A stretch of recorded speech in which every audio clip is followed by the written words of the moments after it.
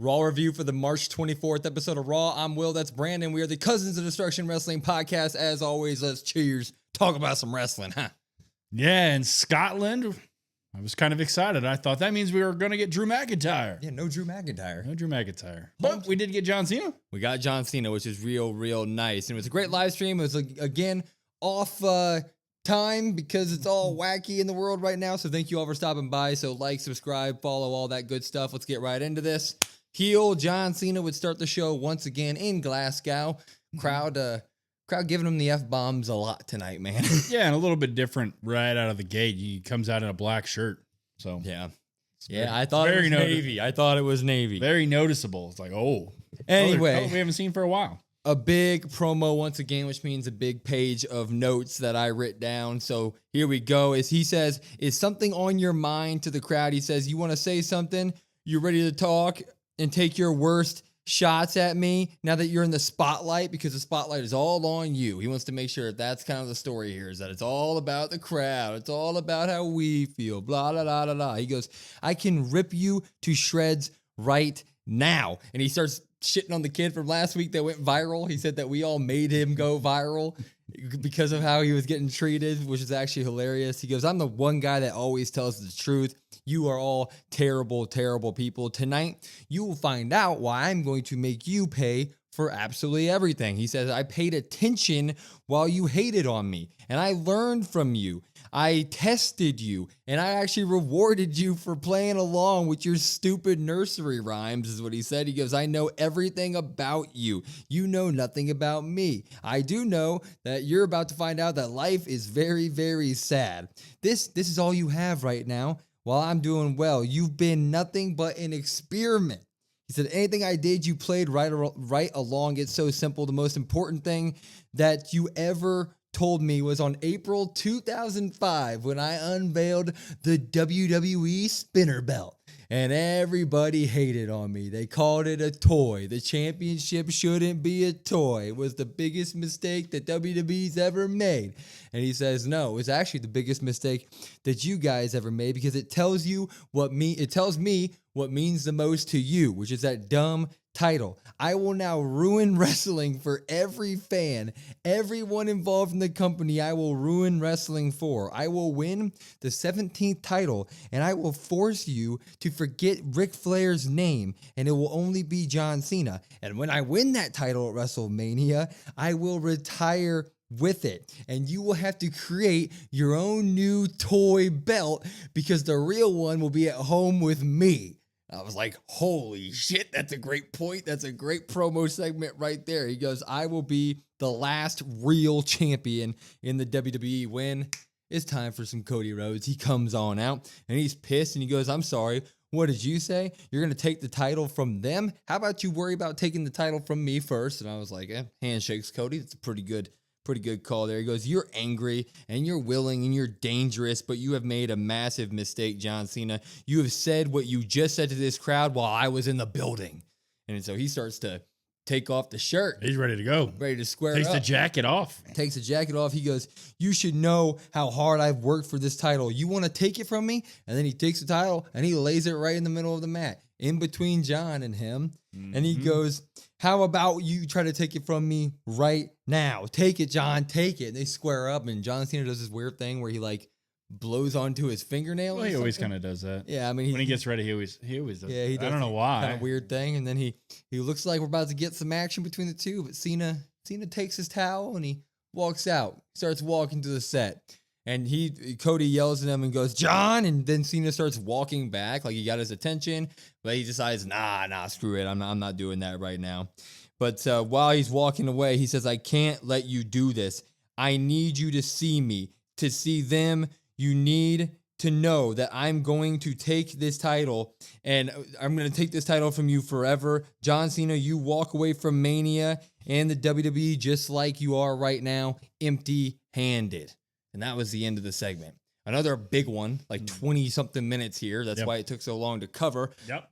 But this was great. Yep. We get it again. We get another John Cena heated promo to start Raw. Nothing, no banter between Cody Rhodes and John Cena. Very much a John Cena promo rebuttal by Cody Rhodes. A little bit of tension building, a little bit of almost physical interaction between the two of them, but things get heated.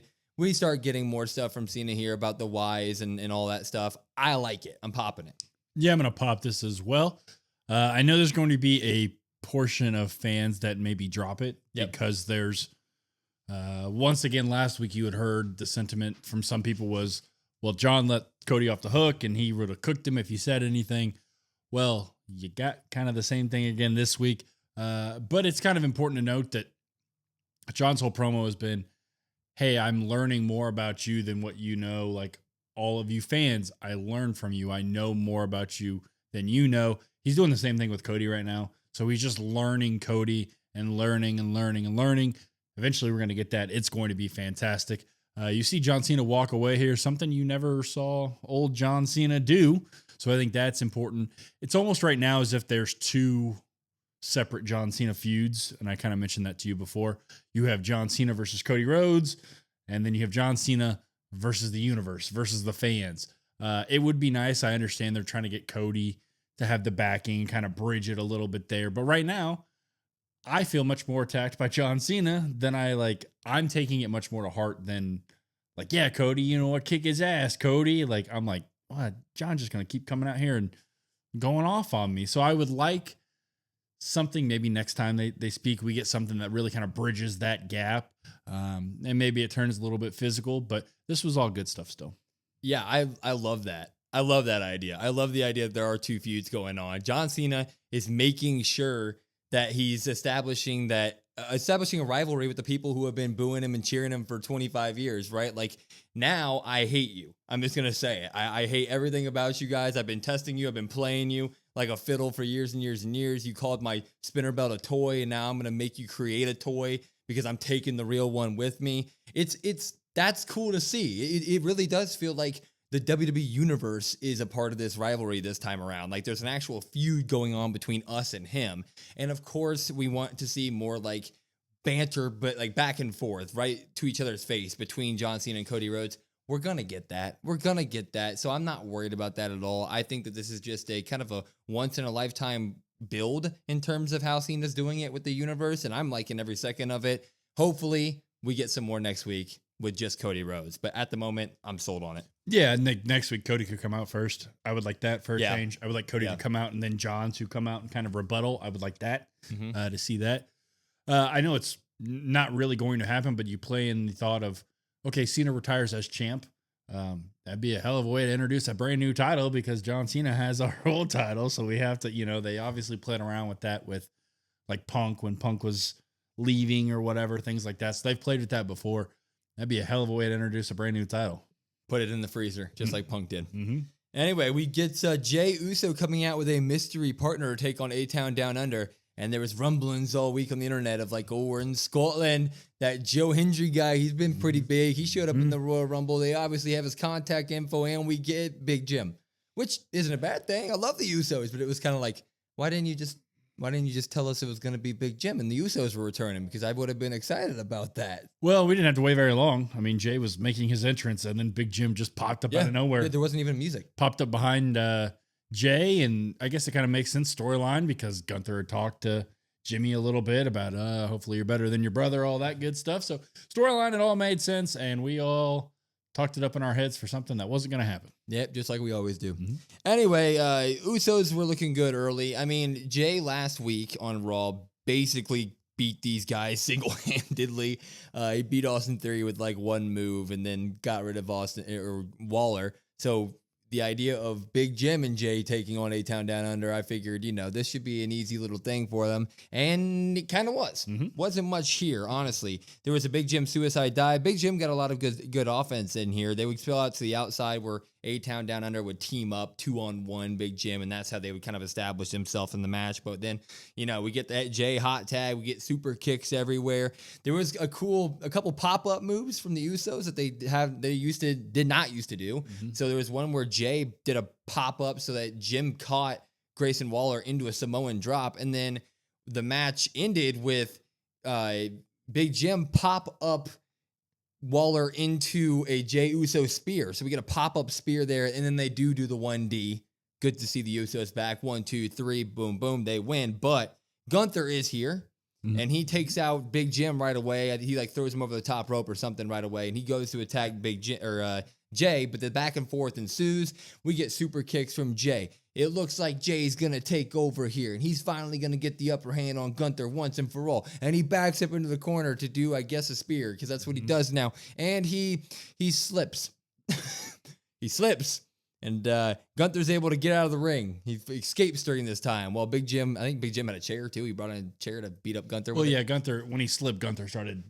Did he Gunther started getting the upper hand on I thought Gunther just walked out after No, that. he started getting him, and then Jimmy came in with the chair. Okay, so yeah, but that ended up happening. Usos win here. After the match, we get Big Jim and Jey in the back, and Jay's kind of wallowing in, last week he had the botch of the suicide dive over the top rope. That was a real botch, but not a big deal. And then this week, the kayfabe botch with the slip, and basically Big Jim looked him in the eye and was like, look, you ain't beating Gunther right now with this type of attitude. And Jey Uso's like, yeah, well then what do I need to be? And Big Jim's like, you need to be main event Jey, the guy who won the Royal Rumble, guy who won the IC title, the guy who did all this. And he was hyping him up. And then Big Jim walks over to the side and Gunther is there, and Big Jim challenges him to a match next week and then smacks the hell out of Gunther. Smacks the shit out of him. Jesus. That's like a Stephanie McMahon level slap. I mean, that was up there. So Usos win here. What we got here was the storyline is going to be Jey botching moves. That's what we're going to go with now. Jey slips here. Gunther gets the advantage. How do we feel about this story twist in Gunther versus Jey? I'm going to go ahead and drop this. I'm dropping all of it. Yeah, I'm on the fence kind of. I'm going to drop it as well. I'm going to drop it just for the pivot because I really, really believe in myself. I'm really believing in myself. And then all of a sudden it pivoted on a dime. It shifts on a dime. He's obviously letting the pressure get to him. Even in the promo, he says that he's 3-0 versus Gunther. And then he says, how am I going to beat Gunther? Well, it's like, well, you just said that you've beaten Gunther 3 times, even though we all know that that's not true, that he's lost to Gunther 3 times. So Jay's kind of really showing, not only like in the character wise, but just real life, the pressure seems to kind of be getting to him. And in terms of the build to this feud, I feel like we were really positive. In the last couple of weeks, I feel like I've kind of really taken a hit for me in terms of interest level. Now I'm starting to kind of waver. I was fully 100% Jey needs to win, but now I'm kind of teetering back towards the middle. And I don't think it's like a intentional, like a good thing that I'm teetering back. Like sometimes they could pull your interest back and you're like, okay, yeah, that makes sense. Now I'm kind of on the fence. This was good what Gunther did. Gunther's been doing his job perfectly, I would say. Gunther's been doing a really good job. Jay's been struggling to hold up his end of things. And so now it's like, well, you have the moment. Yes, maybe you do a quick reign. He drops it again at Backlash, but it's just like Jay's really kind of fumbling the last couple of weeks.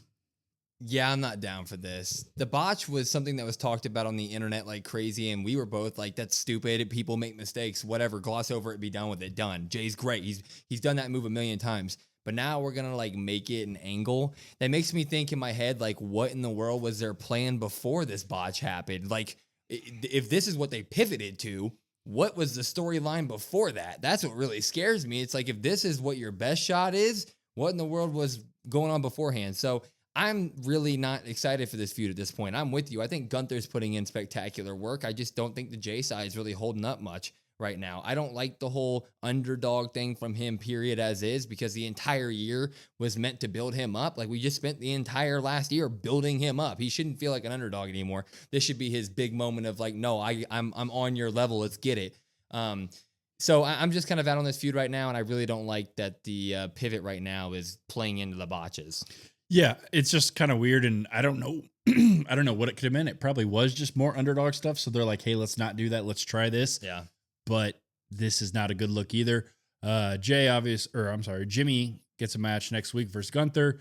That's going to be a couple weeks out of Mania. So like for somebody that thought maybe Big Jim US title scene, now it's like, I don't really know what that kind of looks like for him. So also kind of weird that they're taking up Jim's time and really involving Jim into this. Yeah. When Jim was doing, I think, some really good work separating. I really like Jim on his own. Yep. And Jim kind of seems to be wrapped back up into the J. Yeah, I was really hoping he was going to go do his U.S. title scene stuff. Like he was going to be a big part of SmackDown, but now they're wrapping him back in the J stuff. I don't know.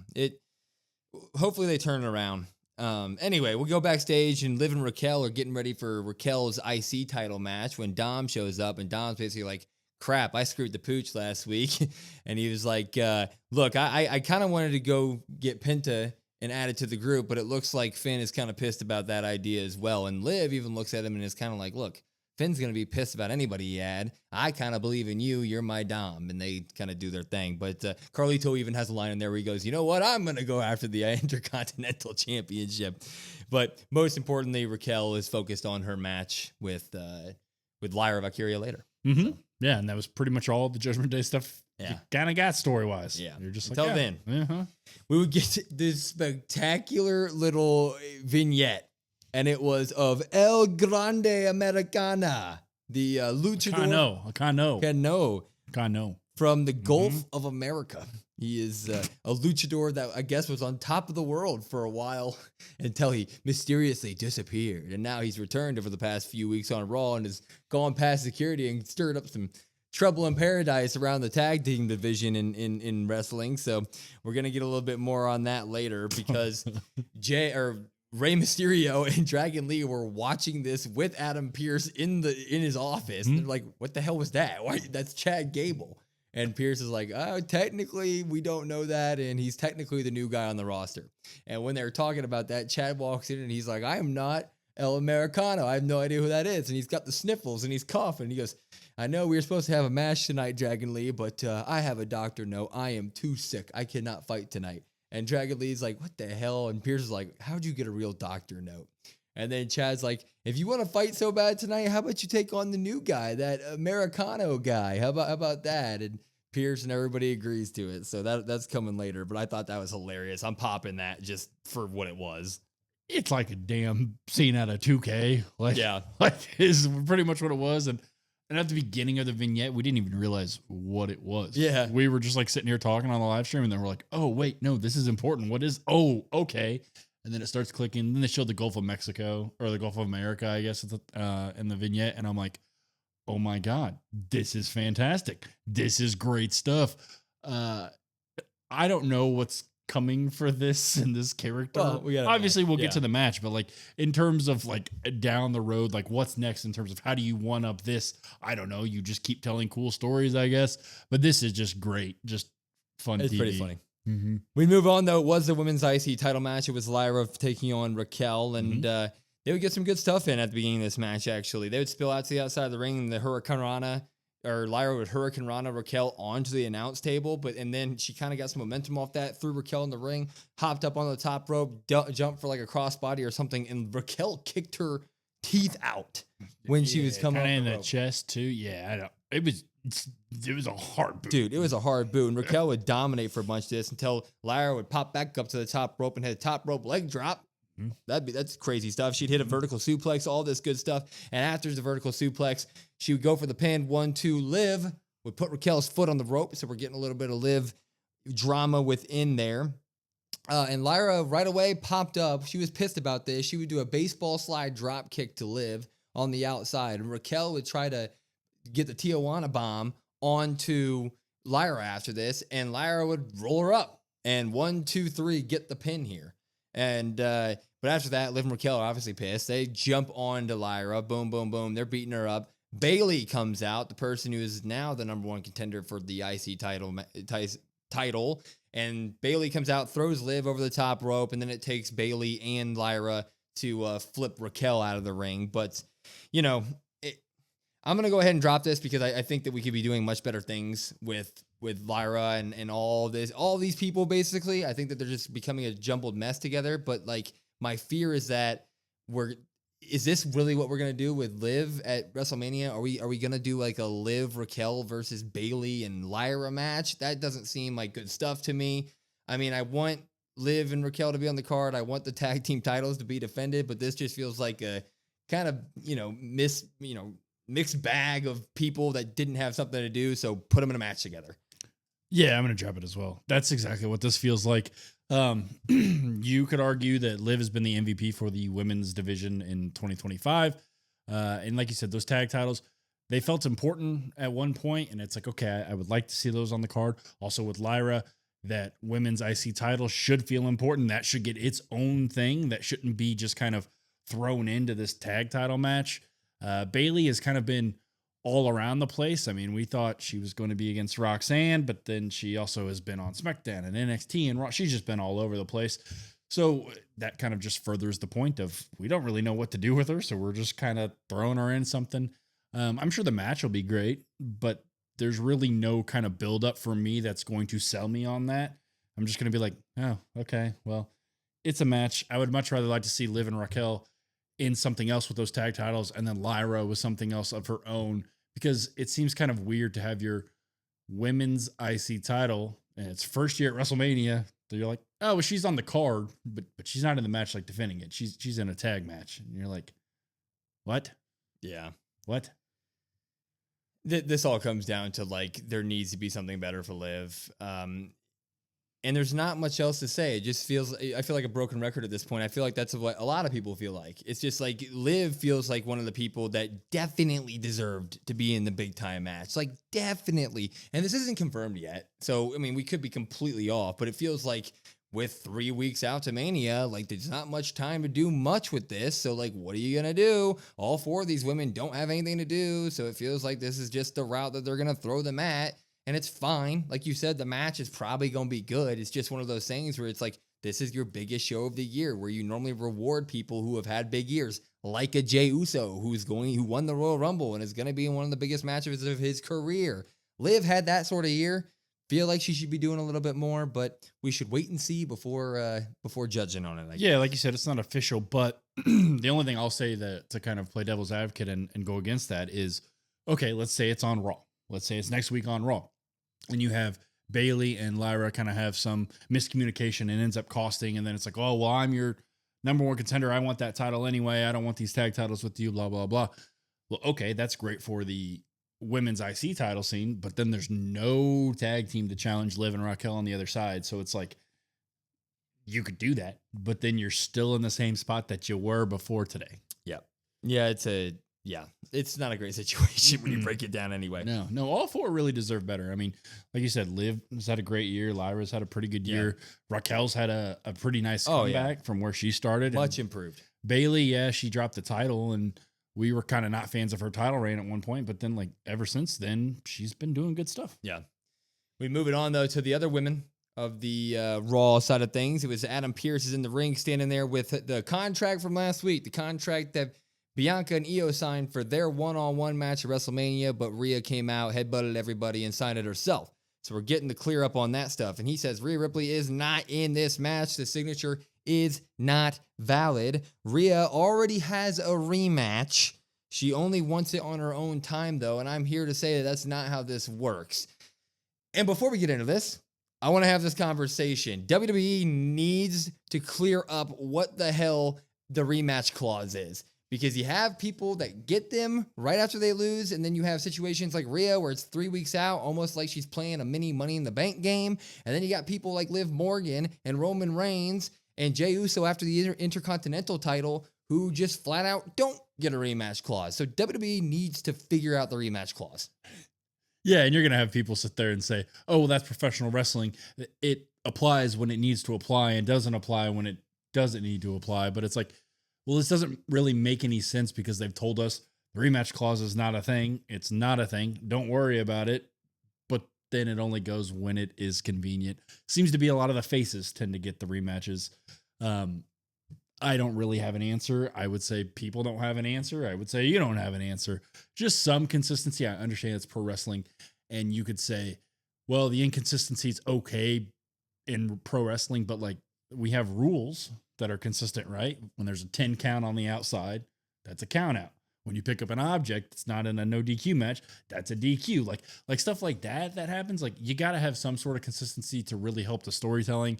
This also just kind of feels like, I mean, realistically feels like a lazily booked way to get Rhea back into it. I know eventually we're going to get down the road here about what happens, but it's like The rematch should have taken place directly after she lost, not whenever she wants it on her time. And I know Pierce says that, but you're still kind of giving it to her whenever she wants.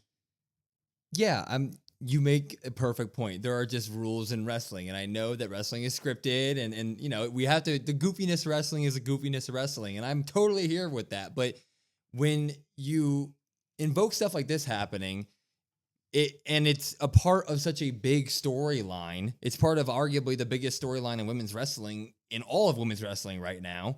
Then you need to establish it as being the consistent thing that happens throughout the entire show. Like, everybody should be getting their rematch clauses, and you should have X amount of days then. We need at least 3 weeks at this point, because it's been 3 weeks and Rhea didn't get to invoke her rematch clauses yet, and we didn't even know she had a rematch clause yet. So that means everybody should get a month of rematch clause. I'm basically just saying we need to make it consistent. They need to come out and just say it so that we know for now on. And so whoever loses their title gets the rematch, right? That's all I'm saying. Yeah, and before people are in the comments being like, oh, you're only saying that because it's Rhea Ripley. That's not true, because like Liv doesn't get her rematch, but it's like, why wouldn't she just get her rematch? Or even Roman. I mean, Roman hasn't gone to be like, hey, I want my rematch. It's like Bianca and Naomi. Yeah. So yeah, it just doesn't make sense. So let's get to it. Anyway, Io comes out first and she says, Rhea, Bianca, it doesn't matter. I'll take on both because I am the champion. The crowd loves her. The crowd loves Io, and I love the crowd. I love the reaction she's been getting overseas. But Bianca then comes out and she goes, no, Io. No. I earned this. I won the Elimination Chamber. The deal was I win the chamber. I go on to fight the winner of your guys' match of Rhea versus Io at WrestleMania. She didn't. Rhea. She even says Rhea cannot headbutt her way into this match. She did not earn it, therefore she does not deserve it, and that means this is my brutality. Rhea comes out. She says, "I don't give a damn about Mania or anybody at this point. I just want my belt. I want my rematch." And that's when Adam Pearce is like, "Oh, you want your rematch? Now you want it? Okay, how about this? I'll give you your rematch. How about it's next week?"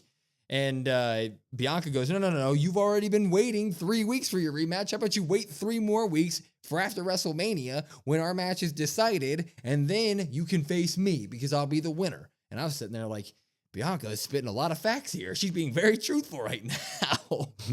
And of course, Rhea gets in her face at this point. Io walks over and they do the whole Rhea pushing Io Sky right in the face, and Io charges at them, but Adam Pearce catches it. He's had enough, and he says, enough. Next week, it will be Io Sky versus Rhea Ripley for the Women's World Heavyweight Championship, and the winner will fight Bianca at WrestleMania. But then we get a twist right afterwards, so they do fight. They fight, and Bianca ends up KO'ing Io out of the ring onto Rhea, so Bianca stands tall here tonight. But Bianca and Adam Pearce are in the back afterward, and Adam Pearce drops another bomb that Bianca is going to be the guest referee for this match, if I can talk. So that's that. A lot here. Basically, we're summing it up like this. Rhea gets her rematch clause. It's going to be in a one-on-one match against Io Sky next week with Bianca Belair as your special guest referee. What in the world is going to happen there? In order for all this tonight, I am going to give them the benefit of the doubt. Last week, I said I want Rhea to earn it. We are eventually going to get a match here next week, so I got to stick to my word. I'm popping it. Yeah, I'm going to pop this as well, just because we had said, well, Rhea, something as simple as a match, that would work. It would have been nice if Adam Pearce the last 2 weeks was like, hey, you get a rematch. Yeah. That way we knew, instead of just randomly throwing it out on people today. I'm going to pop that, but looking forward to next week. You got to think at the end of the day, Bianca does not want Rhea in, so Rhea's going to have to overcome Io and Bianca. I feel like we're going to get a lot of Bianca here doing what she can to make sure Rhea can't win. I don't think she's going to call this down the middle. I think you're even going to get Rhea maybe rip-tiding Bianca and then Rhea taking Bianca's hand and counting 1, 2, 3. That's what I'm going to go. That's what I'm going to say. I'm going to stick with that because at the end of the day, I don't think Bianca would count 3 for Rhea. She's been very anti-Rhea into this match, and you look at it, Bianca's been getting the heel treatment for sure. Tonight she got booed. She's taking the heel path of spitting the facts and really only giving the truth, which is what the heels tend to do nowadays. But that's just kind of what I see. Would I like that? Not necessarily, but I could really see it happening. I will say that this special guest referee thing got me excited. I'm excited for the match. Logically, no, it doesn't make any sense. You're right. Bianca should just get in there in the first time Rhea's pinned, just 1, 2, 3 real quick, because obviously Bianca has much more beef with Rhea right now than anybody. Bianca's been spitting truth bombs as well. I mean, she got out there. She was the star of this promo today.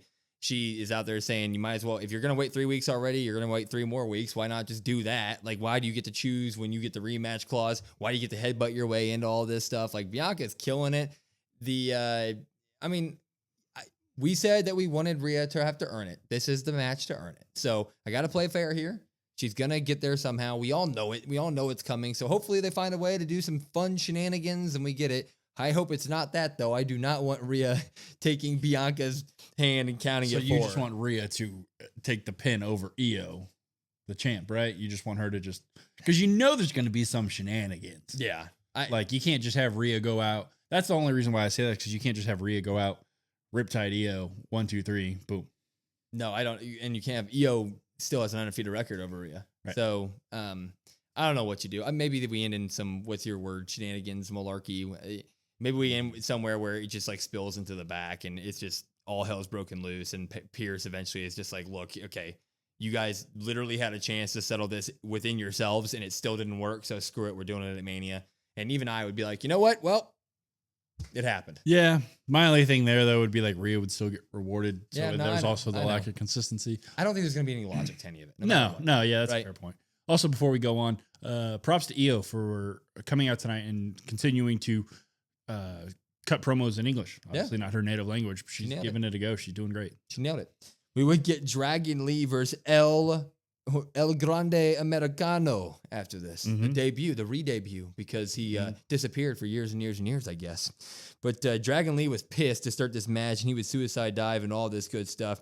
He was trying to remove the mask all match, which we thought wasn't going to happen because Lucha's, that's a big. Yeah, we said that's a big heel move, Dragon Lee. Yeah. What are you doing? They spill out to the apron where El Grande, El Grande Americano would suplex Dragon Lee off the apron. Bad. Dragon Lee was about this close from hitting his noggin on the outside, but Dragon Lee would return it by going up to the top rope, and he would stomp El Grande onto the apron from the top rope, and it was just incredible. This match was great. We got sit-down power bombs, all this good stuff, but they would eventually get back to the top rope where Dragon Lee was looking for another stomp, but El Grande did a sit-up and ripped Dragon Lee's mask right off. Yep. Ripped it right off. Dragon Lee obviously does what any luchador would do and covers his face with his hands, goes to the mat where El Grande must have been watching a Chad Gable match, studying some of the greats, and he picked up the ankle lock. So El Grande Americano puts the ankle lock on Dragon Lee. Dragon Lee literally can't remove his hands from his face. So what does he do? He just taps out to get the match over with. And El Grande Americano poses as he wins. Gracias. And this was fantastic. I love the El Grande Americano thing. It's great. Chad Gable was sick. There's no way he could compete. This guy stepped up, had a phenomenal match with Dragon Lee. Looking forward to everything from this guy. Popping it. Yeah, I'm going to pop this as well. We get to see Dragon Lee, who we continue to say, hey, I want more Dragon Lee stuff. I mean, he put on a great match with Chad Gable a long time ago, and ever since then, you didn't really get a whole lot of single stuff. I don't know much about this El Grande Americano, but I guess I'm going to have to do some research, see if there's any old footage. Was really good. I really enjoyed his suplexes. I thought those were fantastic. I'm a big suplex guy. Overall gets the win. So new guy on the roster, debuts, you can't give him the loss. Yeah, I mean, the only thing that I can say is that I want to see more of him. And to Chad Gable, I hope he gets better because he had a doctor note. It was obviously a very serious thing going on. We'd have CM Punk come out, though, after his match got confirmed last Friday. It will be CM Punk, Roman Reigns, Seth Rollins at the big one, WrestleMania. He says, I'm happy to be here, but I'm not in a good mood. I'm tired. I haven't slept because my road to WrestleMania is uncertain, at least in my eyes. If you haven't heard, I guess I have a match, but I'm not getting what I want. Or am I? He says, I wanted to win the Royal Rumble. I wanted to win Elimination Chamber, but things changed. But as things change, the more they stay the same. He says, I work with children, as a little head nod to his AEW days in his interview with Tony Khan. He goes, Seth Rollins is a little kid that screwed me out of the Elimination Chamber. And for these two people, meaning Roman and Seth, this is all personal, but for me, it's all business, which is another head nod to an AEW stuff. He says, they gotta go because they're in my way of what I want to accomplish. Roman sees that his wise man isn't just his wise man anymore. And on this Friday, we are going to have a big contract signing. And he says, are you guys excited for that? And everybody starts booing. He's like, oh yeah, because you guys probably wanted it to be today, right? And he goes, I want this match to lead to what I want. And he says, neither of you have beaten me clean for 1 and for 2. I've brought you into this business. I can't wait to be the one to take you out of it. And that's a head nod to him being the guy who wrote up the idea for S.H.I.E.L.D. He was one of the people who led that. But this was kind of just a CM Punk promo, leading us to SmackDown on Friday. But this was good. CM Punk acknowledges kind of what his role in the past of Roman Reigns and Seth Rollins. He was a part of the S.H.I.E.L.D. stuff. He obviously wants that title match, though. That is what he really, really wants at the end of the day. So maybe we do get a number 1 contendership slapped onto this match at WrestleMania. Either way, it's always nice to see CM Punk. I'm popping it. Yeah, I'm going to pop this as well. There almost feels like there has to be something. I mean, I think we all kind of thought number 1 contender without it being said, sort of. I honestly was going to drop this promo in the beginning, and then he hinted at the basically, they give me what I want, like I'm going to get what I want, which is alluding to the number 1 contender. And then the wise man mentioned Roman's, it's not only Roman's wise man, like he realizes that now as well. If I hadn't gotten those 2 things, I probably would have dropped it. But just those little nuggets, like I said, I'm obviously everybody's sold on Punk and Rollins, but now you get the Punk and Roman stuff again. I kind of needed that to kind of tie a nice little bow on it, and that did it for me. Wasn't a lot, but it did it. Yeah, I mean, I think that would be a phenomenal stipulation to add to this or reward for this match. I mean, why not? These 3 are the 3 biggest in the game, 3 of the biggest in the game. Roman never got his rematch clause, speaking of them. So why not give this a number 1 contendership? Everybody would be down for this. Like, of course, the winner of this should go after the title. What's bigger than beating, the other 2 guys for whoever wins? Well, there's only one thing bigger than that, and that's the title. So slap a number 1 contendership onto this, and let's get this thing rolling. I'm ready for it. Yeah, and if, like you said, at that point, you don't know if they can main event it, but I feel like that's kind of how they finagled their way into that. Ooh, a number 1 contendership over a world title shot. Hey, I agree. I'm just saying. That's probably how they get it. It's the number 1 contender to fight whoever, which this would again show me, Jay/Gunther goes on first. Oof. Because you say whoever wins this match fights whoever won the title earlier in the night. Fair enough. We would get our main eventer IC title match, Penta versus Braun Breaker. Before Penta goes out there, Mr. Dirty Dom walks up to him and says, look, I know you probably don't want to join the Judgment Day, but just think about this. If you were to give us a little bit of love, maybe you walk out of the Raw tonight as Intercontinental Champion 100%. Like, you're going to do it. Penta kind of looks at him and Dom walks away. But Braun would come out absolutely hot. This was one of Braun Breaker's best showings, in my opinion. I mean, Penta obviously is Penta, and so he was doing Penta. But Braun looked good tonight. He came out of the gate right away with his running clothesline that looks faster than 23 miles an hour. Good Lord. Might have been 32. But that's quick. He does the clothesline. Then they go out to the apron, and he knees Penta in the face off the apron. And then he lines Penta up and does his jumping clothesline off the apron over the announce table to Penta, and he almost overshot him. He's that athletic. Almost took out the people in the front row. Incredible here. Lord. And while they were out there hurting and selling, Dom and Carlito were coming out, but Penta's not happy. He doesn't want Judgment Day to be there, but they're there, right? Mm-hmm. But Penta would obviously come back with some super kicks. He would do a backstabber, and Carlito would look at the commentary team and say, look, he's on our team. That's my move. A little nod there. Carlito was happy Penta was stealing his moves, but Penta would do his good old springboard over the top rope, Hurricane Rana to Braun Breaker, suicide dives, Mexican destroyers. Braun would hit the Frankensteiner. It was the best of the best from both of these guys. It was phenomenal. But after the Frankensteiner, Dom would distract. Dirty Dom wants to get Penta on his side. And while Dom distracted the ref, Carlito tried to hit Braun, but Braun is a little bit better at this wrestling thing than Carlito. And Braun just pulls him in the ring, spears his socks off of Carlito. And when Dom sees his boy get speared, Dom's got to do something, and he ends up taking out Braun's leg from behind, right in front of the ref. Ding, ding. Penta gets disqualified here. Braun Breaker's going to keep the championship. Finn is now here, though, because Braun's about to take out Dom. Finn's here, though, with a chair. He hits Braun right in the back. Boom. Hits Braun with it.